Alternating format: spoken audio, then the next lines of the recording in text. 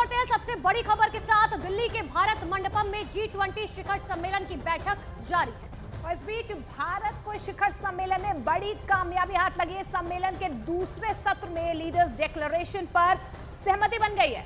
प्रधानमंत्री नरेंद्र मोदी ने खुद इसका ऐलान किया। उन्होंने कहा कि हमारी टीम की कठिन मेहनत और आप सबके सहयोग से G20 लीडर्स डिक्लेरेशन पर सहमति बनी है। टीम्स के हार्डवर्क से और आप सभी के सहयोग से नई Delhi G20 leaders summit declaration पर सहमति बनी है।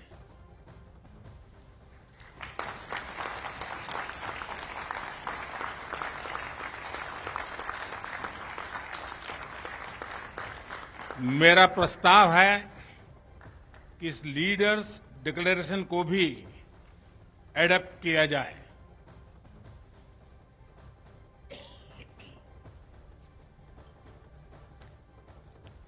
मैं इस डिक्लेरेशन को एडॉप्ट करने की घोषणा करता हूं।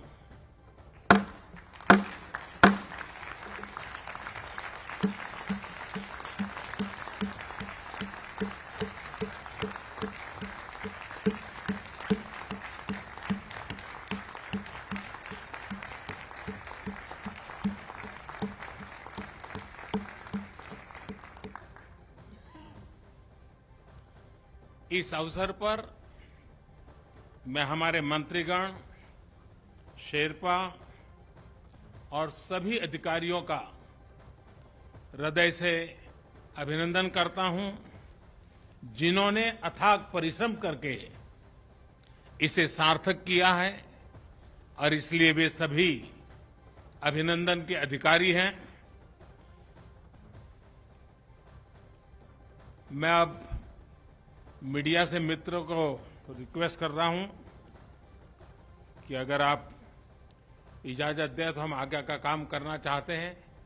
आप सभागृह से बाहर जा सकते हैं।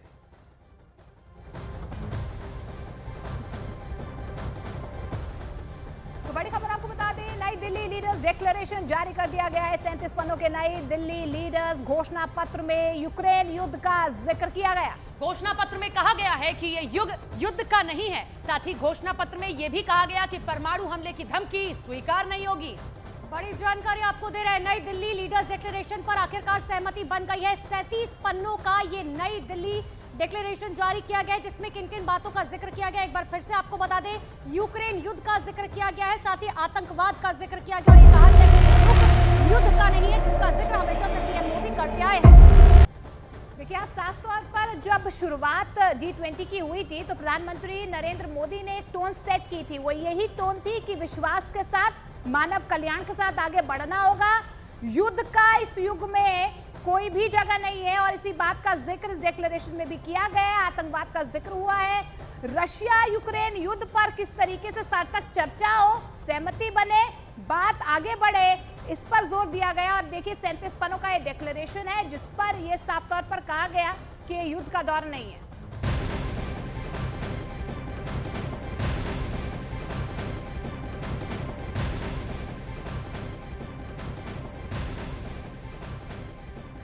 सफलतापूर्वक G20 का सम्मेलन नई दिल्ली में देखिए आयोजित किया जा रहा है, जिसमें सबसे बड़ी भूमिका प्रधानमंत्री नरेंद्र मोदी की है। अर्जेंटीना के राष्ट्रपति ने भी भारत के प्रधानमंत्री नरेंद्र मोदी की जमकर इस बाबत तारीफ की है। जी हाँ, अल्बर्टो फर्नांडिस ने कहा कि नरेंद्र मोदी को पूरी दुनिया जानती है और उनकी सराहना करती है। उन्होंने कहा कि यूक्रेन युद्ध के बीच भारत ने G20 सम्मेलन की शानदार मेजबानी की है।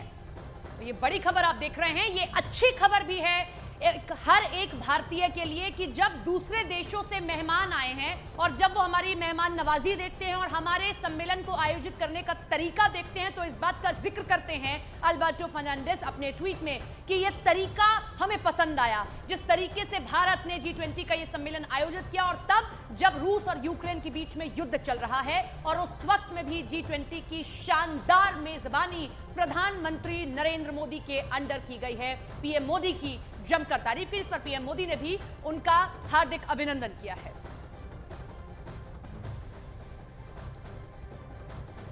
तो बड़ी जानकारी इस वक्त की आपको दे रहे हैं। अर्जेंटीना के प्रधानमंत्री ने तारीफ की है, लेकिन इन सब के बीच में सबसे महत्वपूर्ण बात यह है और सबसे बड़ी खबर यह है कि नई दिल्ली लीडर्स डिक्लेरेशन जारी कर दिया गया है। 37 पन्नों के नई दिल्ली लीडर्स घोषणा पत्र में यूक्रेन युद्ध का भी जिक्र किया गया है। देखिए, घोषणा पत्र में साफ तौर पर कहा गया है ये युद्ध का नहीं है। साथ ही घोषणा पत्र में यह भी कहा गया है कि परमाणु हमले की धमकी स्वीकार्य नहीं होगी।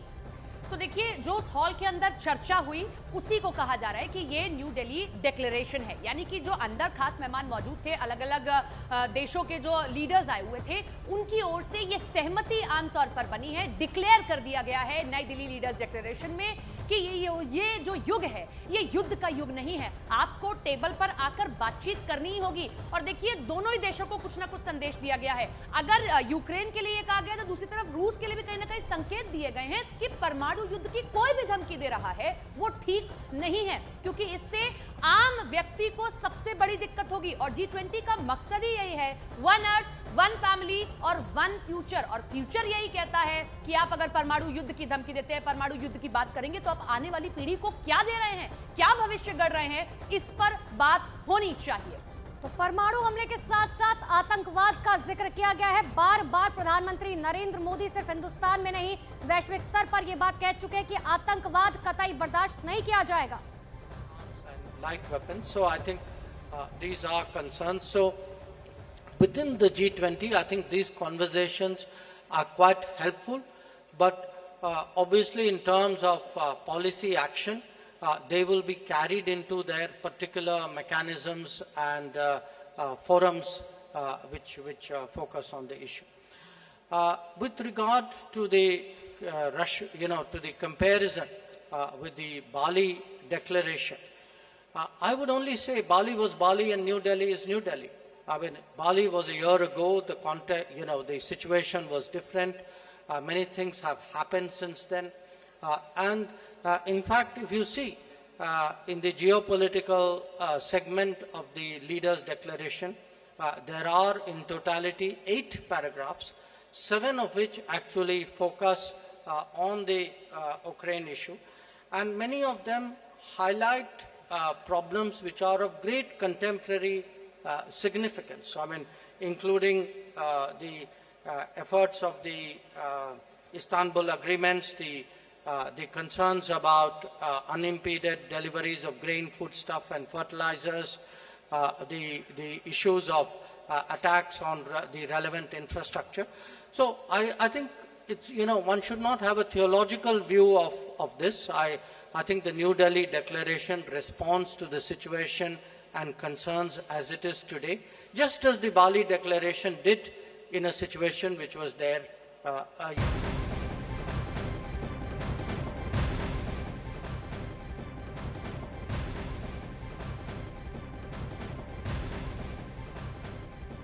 तो बड़ी जानकारी इस वक्त की आपको दे रहे हैं। दिल्ली के भारत मंडपम में G20 शिखर सम्मेलन की बैठक लगातार जारी है। इसी बीच भारत को इस शिखर सम्मेलन में बड़ी कामयाबी मिली है। तो देखिए, सम्मेलन के दूसरे दिन दूसरे सत्र में लीडर्स डिक्लेरेशन पर सहमति बन गई है। प्रधानमंत्री नरेंद्र मोदी ने खुद इसका ऐलान किया है। उन्होंने कहा कि हमारी टीम की कठिन मेहनत और आप सबके सहयोग से G20 लीडर्स डिक्लेरेशन पर सहमति बनी है, जिसका जिक्र देखिए विदेश मंत्री ने भी किया कि जब उनसे सवाल किया गया कि क्या आप देखते हैं जो पिछला G20 आयोजित हुआ था वो बाली में हुआ था, क्या कंपेयर करते, तो उन्होंने इस बात का जिक्र किया कि बाली में डिक्लेरेशन हुआ बाली की तरह है और जो हमने किया वो हमने अपने तरीके से ऑर्गेनाइज किया। और आप सभी के सहयोग से नई Delhi G20 leaders summit declaration पर सहमति बनी है।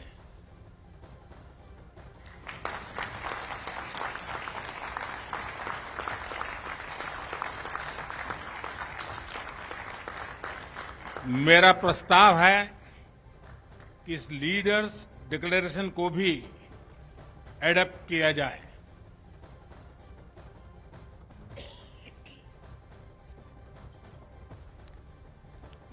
मैं इस डिक्लेरेशन को एडॉप्ट करने की घोषणा करता हूं।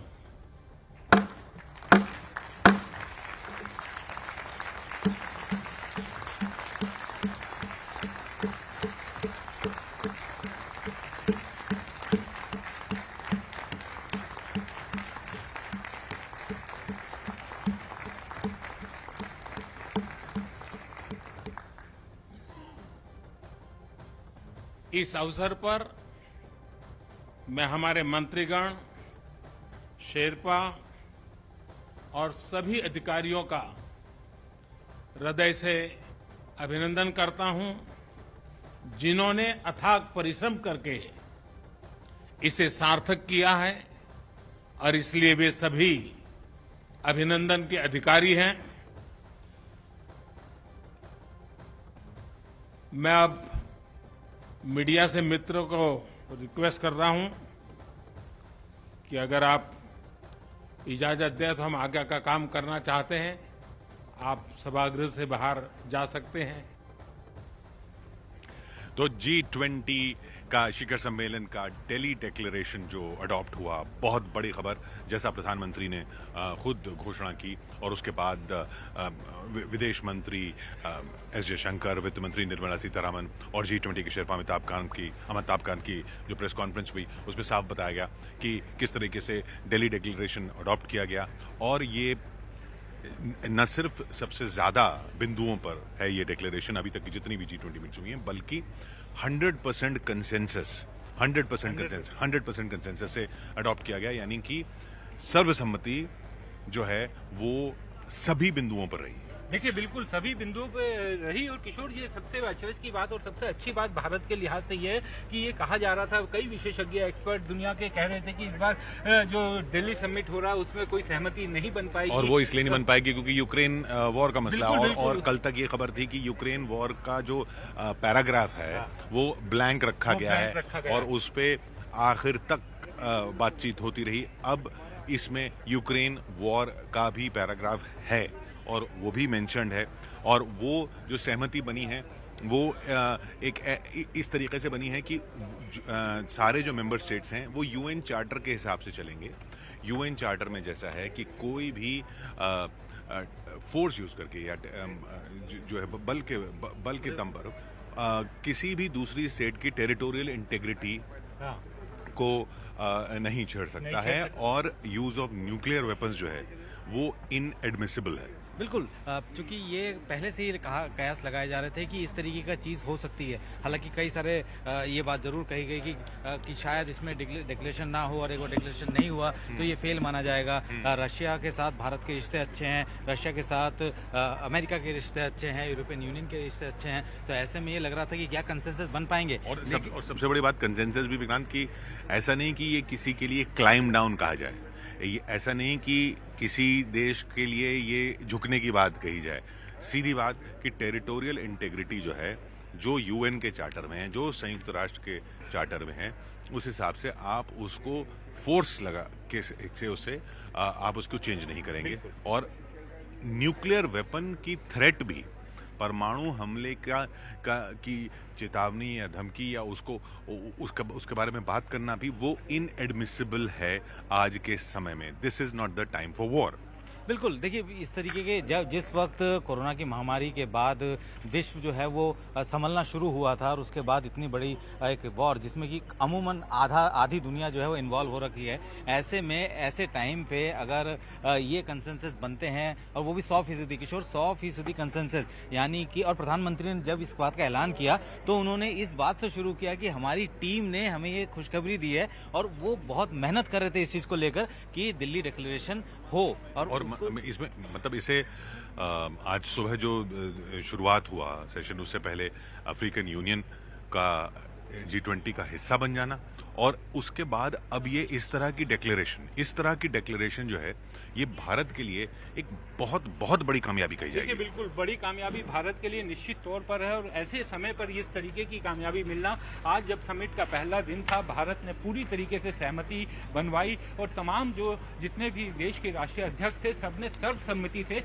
इस प्रस्ताव को मंजूरी दी। तो भारत के लिए कूटनीतिक स्तर पर एक बड़ी जीत, और भारत बिल्कुल ऐतिहासिक तौर पर इस पूरे मामले को दिखाएगा भी। और भारत की अभी जो भारत सरकार की तरफ से प्रेस कॉन्फ्रेंस हुई उसमें भी साफ ये कहा गया कि G20 के तमाम नेताओं ने आतंकवाद को लेकर भी, उसके आतंकवाद के सभी रूपों, उसकी अभिव्यक्ति और उसकी कड़ी निंदा की, और ये माना है कि अंतर्राष्ट्रीय शांति सुरक्षा के लिए सबसे बड़े खतरों में से एक है। तो G20 जिसको किशोर कई कयास लग रहे थे, कहा जा सकता है कि ये आप देख रहे हैं ना किस तरीके से इंटरनेशनल मीडिया यहाँ पर है। ये जो बड़ी बड़ी हेडलाइंस जो हैं सब इंटरनेशनल मीडिया की, वो इसी बात पर, इसी बिंदु पर कि एक दिल्ली डिक्लेरेशन जो पहले ही दिन जिसकी घोषणा कर दी गई कि ये 100% कंसेंसस के साथ एडॉप्ट कर लिया गया है। नीरज। किशोर, बहुत बड़ी सफलता है, बहुत बड़ी। और एक सवाल अभी पूछा गया था, हालांकि हम सवाल नहीं कर पाए। मैं भी चाहता था कि जयशंकर से सवाल करूं, क्योंकि 6 महीने पहले जब हमने उनसे पूछा था कि जयशंकर साहब आप कैसे सहमति बना पाएंगे जब विदेश मंत्रियों की कम्युनिक में, वित्त मंत्रियों की कम्युनिक में G20 के नेताओं में सहमति नहीं बनी, तो उन्होंने कहा था कि हम कोशिश करेंगे। उन्होंने 2 देशों की तरफ, रूस और चीन की तरफ संकेत दिया था कि वो बदल गए हैं। लेकिन 6 महीने के बाद अभी एक उसी तरह का सवाल उनसे पूछा गया, तो उनका जवाब था, उनसे